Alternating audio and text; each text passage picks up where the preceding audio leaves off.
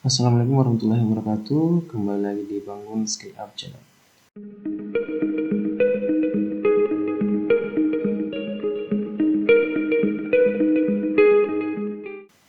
Ya teman-teman sekalian yang baru pertama kali menemukan channel ini, jangan lupa untuk di subscribe dan diaktifkan lonceng notifikasinya. Tentunya agar teman-teman sekalian tetap dapat mendapatkan manfaat dari channel ini dan agar teman-teman sekalian tidak ketinggalan untuk update video dari channel ini. Ya teman-teman sekalian, pada video kali ini saya akan memberikan tutorial lengkap tentang bagaimana cara untuk melapor SPT tahunan pribadi nihil di Cortex 2026. Jadi ini bisa untuk teman ASN PNS, P3K maupun untuk karyawan. Karena memang cara pelaporannya tidak berbeda. Nah teman-teman sekalian, sedikit informasi bahwa untuk pelaporan pajak tahun 2025 nanti akan berakhir pada tanggal 31 Maret 2026. Jadi pelaporan pajak tahun ini teman-teman sekalian itu berbeda dengan tahun-tahun sebelumnya. Bahwa tahun ini kita akan menggunakan aplikasi baru yaitu aplikasi Cortex DJP. Nah kemudian teman-teman sekalian, bagaimana cara untuk pelaporannya? Sebenarnya ada dua cara. Yang pertama, jika teman-teman tidak ingin repot atau tidak mau melaporkan secara mandiri, teman-teman bisa mendatangi untuk kantor-kantor petugas pajak terdekat untuk melaporkan pajak teman-teman. Namun jika teman-teman sekalian ingin melaporkan secara mandiri, tonton video ini sampai selesai karena akan ada langkah-langkah yang ketika kita skip nanti langkahnya tidak berurutan atau langkahnya tidak sesuai. Jadi pertama teman-teman sekalian, kita masuk di Chrome, kemudian kita cari Cortex DJP, kemudian kita login. Nah kita akan dimasukkan atau diarahkan ke halaman login dengan ID pengguna dan password yang kita gunakan pada saat kita pengaktifan akun di Cortex DJP.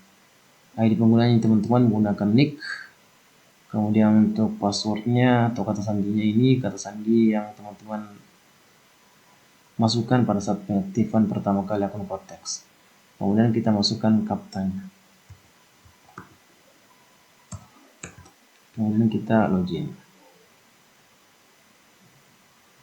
Nah teman-teman sekalian, informasi bahwa adapun akun yang saya gunakan di tutorial kali ini adalah akun ASN PNS Guru. Nah kemudian teman-teman sekalian, sebelum kita masuk di pelaporan SPT tahunan, teman-teman terlebih dahulu harus memiliki bukti potong, yang mana bukti potong ini dapat dijadikan sebagai acuan dalam pelaporan SPT tahunan nantinya. Jadi untuk bukti potongnya teman-teman sekalian bisa teman-teman dapatkan Dinas Pendidikan atau Bendahara Gaji. Khusus untuk teman ASN PNS Guru ini, dia telah mengambil bukti potong atau memperoleh bukti potong Dinas Pendidikan atau Bendahara Gajinya. Adapun contoh bukti potongnya seperti ini teman-teman ya. Jadi ini adalah bukti potong yang diambil dari Bendahara Gaji. Nah, bukti potong ini teman-teman sekalian nanti akan kita gunakan sebagai bahan acuan dalam pelaporan SPT tahunan. Nah, adapun teman-teman sekalian yang tidak memiliki bukti potong, itu di beberapa akun bisa kita dapat atau bisa kita peroleh di sini teman-teman. Bisa kita unduh mandiri di sini dengan cara klik portal saya, kemudian kita pilih dokumen saya, kemudian kita klik di sini. Ketika masih kosong, kita klik refresh di sebelah kiri ini teman-teman, maka akan muncul bukti potong yang nantinya bisa kita unduh ya di sini teman-teman. Namun karena pemilik akun ini telah memiliki bukti potong yang diperoleh dari Dinas Pendidikan, jadi kita bisa langsung mulai untuk melaporkan SPT tahunannya. Jadi pertama teman-teman, untuk pelaporan SPT tahunan kita klik di bagian atas di sini di surat pemberitahuan atau SPT. Kemudian kita pilih lagi surat pemberitahuan atau SPT.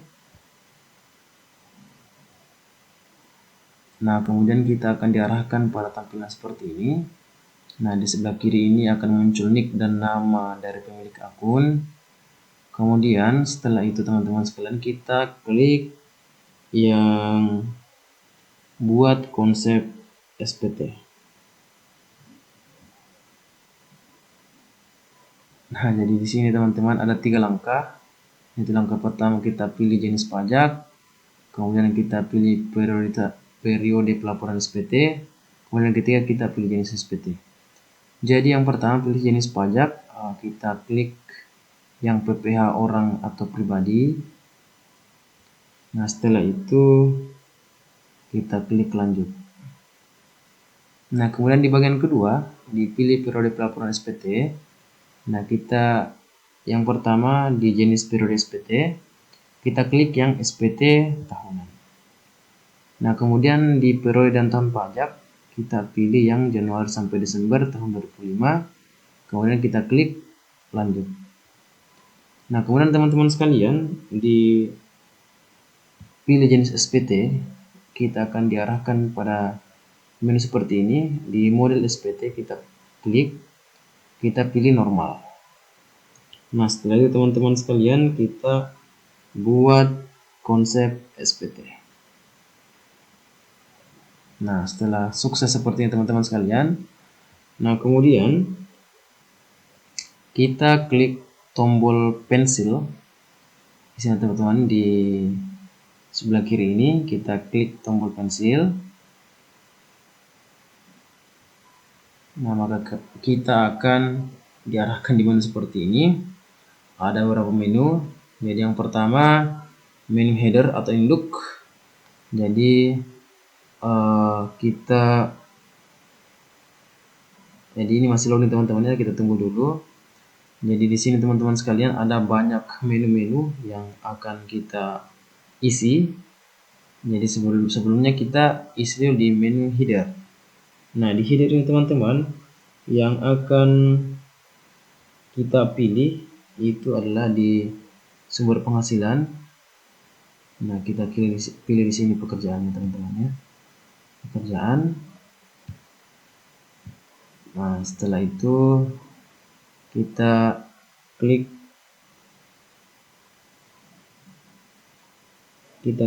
posting SPT.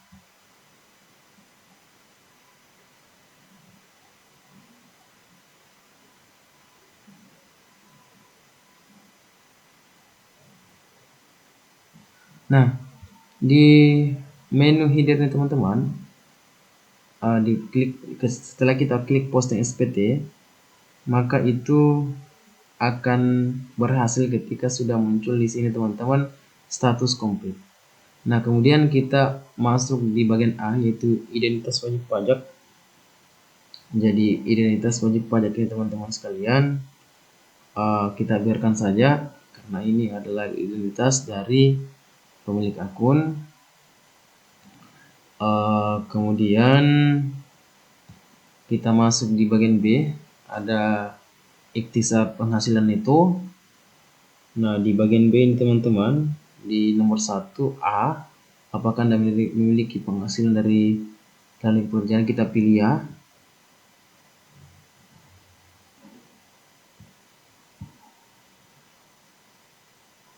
Kemudian teman-teman sekalian di bagian B1, apakah Anda menerima penghasilan dalam negeri dari usaha atau pekerjaan bebas, kita pilih tidak. Kemudian di 1C kita pilih tidak, dan juga di 1D apakah Anda menerima penghasilan luar negeri, kita pilih tidak.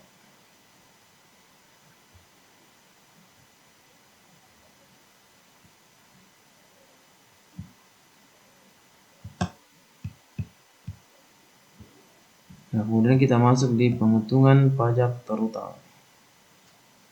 Di bagian C teman-teman, perhitungan pajak terutama, bagian 3 kita pilih tidak. Kemudian penghasilan tidak kena pajak. Nah, di sini teman-teman kita pilih berdasarkan dari bukti potongnya ya. Jadi bukti potong kita lihat teman-teman di sini. Jadi kita pilih teman-teman. Jadi ini statusnya K1 teman-teman. Nah setelah itu kita pilih K1. Nah untuk angkanya di sini teman-teman kita sesuaikan lagi dengan bukti potong. Adapun di bukti potongnya terlihat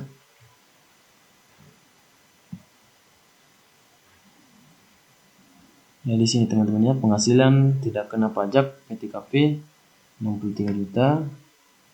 Jadi ini sudah sesuai dengan yang angka muncul di sini teman-teman.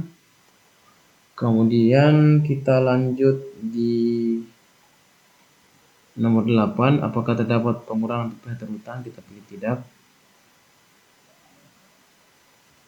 Kemudian kita masuk di bagian D, yaitu di bagian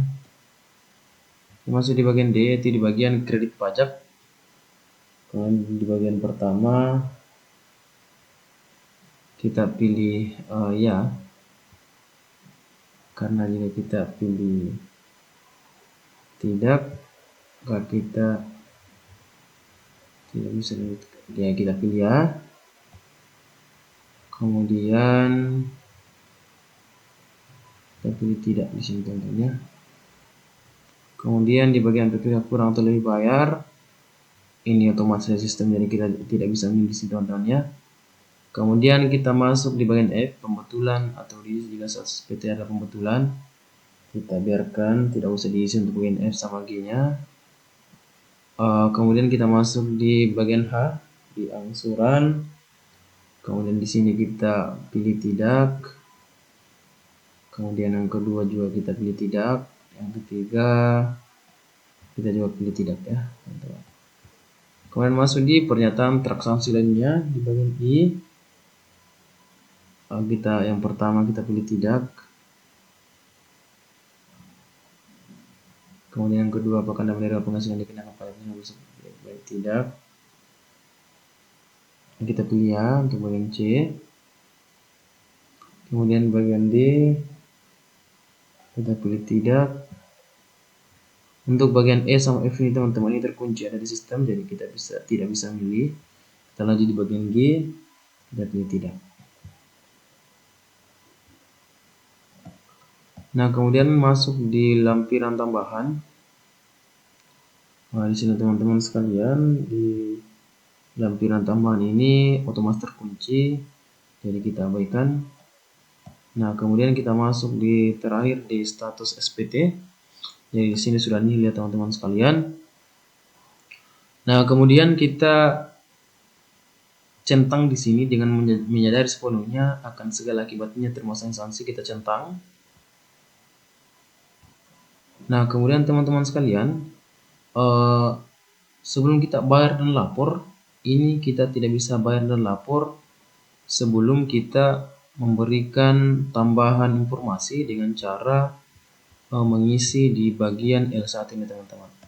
Nah, misalnya teman-teman tidak mengisi L1, kita langsung bayar dan lapor, maka di sini akan gagal karena please input at least one asset on L1 form. Jadi teman-teman, kita diarahkan untuk mengisi dari beberapa aset di L1, kita diarahkan untuk minimal mengisi satu, baru kita bisa bayar dan lapor. Jadi kita pilih L1 teman-teman. Nah, adapun di L1 ini teman-teman sekalian, ada beberapa menu. Ada yang pertama harta pada akhir tahun pajak. Kemudian di harta pada akhir tahun pajak ada di sini kas atau setara kas. Jadi teman-teman bisa tambah, kalau misalnya teman-teman tambahkan di sini bisa tambah. Kemudian diisi deskripsinya dan semuanya diisi. Kemudian jika teman-teman sekalian tidak mau mengisi di sini, bisa ke bawah. Karena seperti tadi informasi bahwa kita tidak usah untuk mengisi semua teman-teman sekalian, kita cuma minimal satu diisi. Kalau teman-teman sudah mengisi satu, maka itu sudah bisa dibayar dan lapor di tampilan sebelumnya. Tapi kalau seperti ini, karena belum ada sama sekali yang diisi, itu tidak bisa bayar dan lapor teman-teman sekalian ya. Atau kalau teman-teman mau isi semua juga tidak apa-apa. Tapi mudahnya, karena memang disyaratkan tadi bahwa minimal satu, Nah, jadi teman-teman bisa isi satu saja. Kemudian bisa juga di investasi atau sekuritas. Kemudian ada juga harta bergerak, harta tidak bergerak, misalnya tanah dan bangunan, harta lainnya. Nah, untuk saya pribadi teman-teman di video ini, di akun ini saya akan tambahkan untuk harta bergerak. Kita klik tambah, kemudian kita tipe, kita pilih. Nah, kita pilih sepeda motor. Kemudian merek atau modelnya kita isi.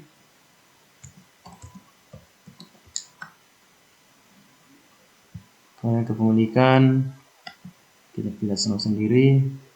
Nah, setelah teman-teman sekalian telah mengisi semua menu yang dibutuhkan, kemudian kita klik simpan. Nah, setelah teman-teman sekalian, seperti tadi di awal bahwa syaratnya untuk bayaran lapor adalah kita mengisi form L1 ini minimal 1, kemudian kita bisa kembali ke induk. Nah, setelah itu teman-teman di bagian bawah di bayaran lapor kita bisa klik bayaran lapor. Nah, setelah itu setelah sukses kita bisa klik tutup. Nah, kemudian kita tanda tangan dokumen kita diarahkan untuk memasukkan kata sandi penandatanganan.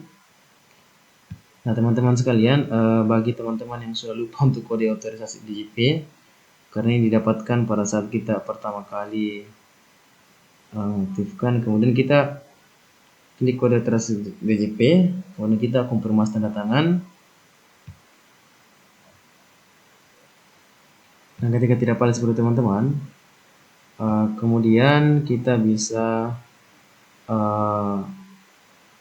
request kembali untuk kode otorisasi DJP-nya dengan cara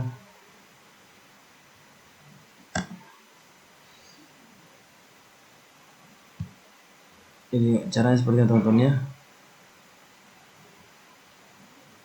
Kita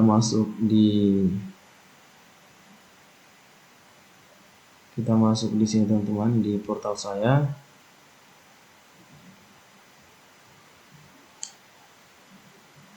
Jadi ketika kita tadi lupa teman-teman untuk yang kode otorisasinya, kita bisa request ulang dengan cara kita masuk di portal saya.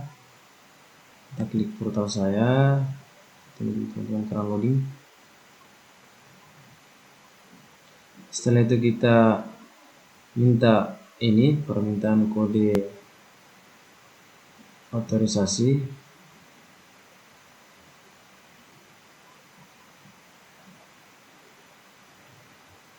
Nah, setelah teman-teman kita masuk di sini, kemudian di sini di jenis terlihat digital kita pilih kode otorisasi DJP, kemudian kita masukkan pas prasenya teman-teman ya.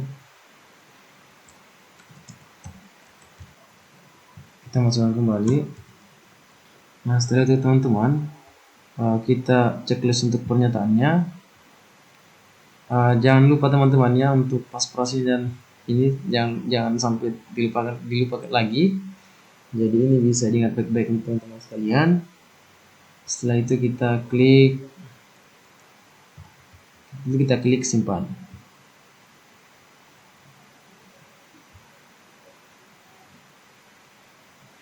Nah, setelah itu kita kembali ke sini teman-teman. Kemudian kita masukkan pas pasien yang tadi yang telah kita simpan ya.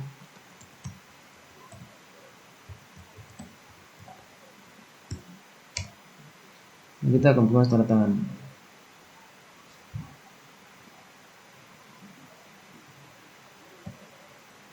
Nah, setelah itu teman-teman sekalian, nah ketika kita telah berhasil untuk melaporkan SPT tahunan ya teman-teman, maka akan muncul seperti ini.